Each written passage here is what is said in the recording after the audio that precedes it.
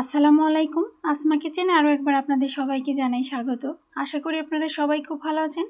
আমি আজকে আপনাদের সাথে শেয়ার করব তালের মুগশালা পিঠা রেসিপি। তার জন্য নিয়েছি একটি কড়াই, আমি শুকনা চালের গুঁড়া নিয়েছি, এবার টেলে নিচ্ছি। চালের গুঁড়া টেলে নিলে ফ্লেভারটা খুব ভালো আসে, পিঠাগুলো খেতে খুব ভালো লাগে। চালের গুঁড়া টেলে নেওয়া হয়ে গেছে।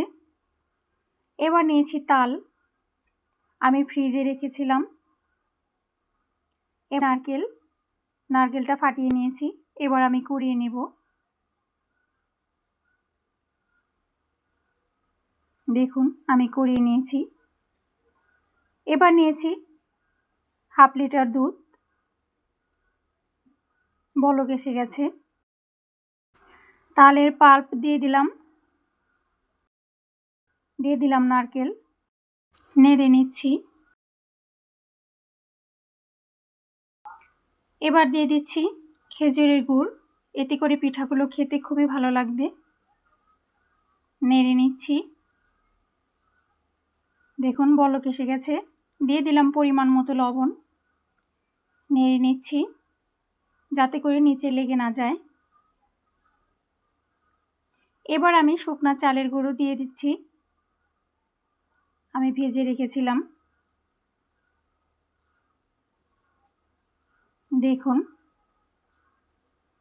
এবার আমি ঢাকনা দিয়ে 5 মিনিট দমে রেখে দিব, এতে করে চালের গুঁড়া সিদ্ধ হয়ে যাবে।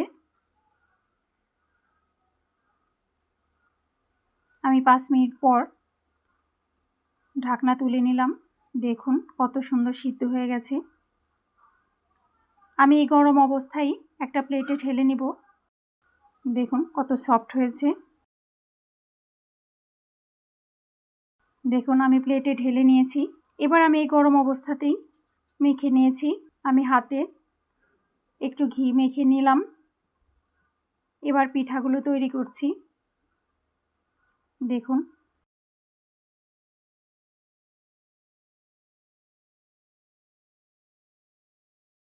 কত সুন্দর হয়েছে মাশাআল্লাহ। আমি আপনাদের সুবিধার্থে আরও একটি পিঠা তৈরি করে দেখাচ্ছি।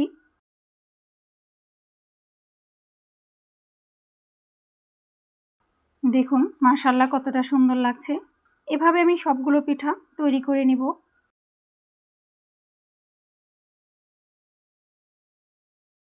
দেখুন আমি সবগুলা পিঠাই তৈরি করে নিয়েছি। এবার আমি ভেজে নিব। তার জন্য নিয়েছি কড়াইতে সরিষার তেল। তেলটা গরম হয়ে গেছে, আমি পিঠাগুলো দিয়ে দিচ্ছি। ব্রাউন কালার করে ভেজে নিব।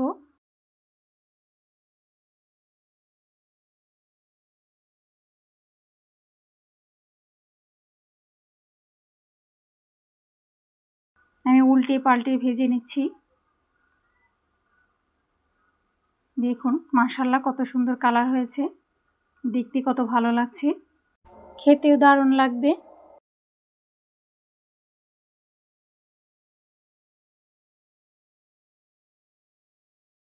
আমি পিঠাগুলো তুলে নিচ্ছি। দেখুন মাশাআল্লাহ কতটা সুন্দর হয়েছে, খেতে দারুণ লাগবে। আমি আরও কিছু পিঠা আপনাদেরকে ভেজে দেখাচ্ছি। অবশ্যই আপনারা এভাবে তালের পিঠা বানিয়ে খাবেন আর আমাকে কমেন্ট করে জানাবেন খেতে কেমন হয়েছে। তাল দিয়ে মুগশলা পিঠা বানালে খেতে দারুণ হয়, খুব সহজেই বানিয়ে নেওয়া যায়।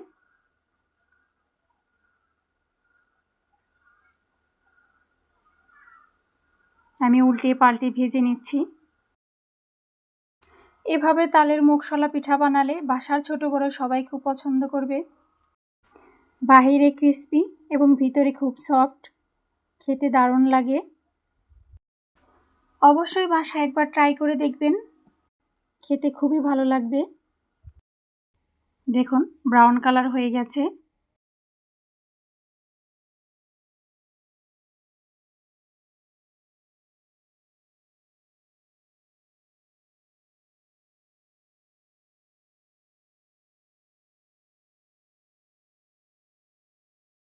আমি এবার পিঠাগুলো তুলে নিচ্ছি।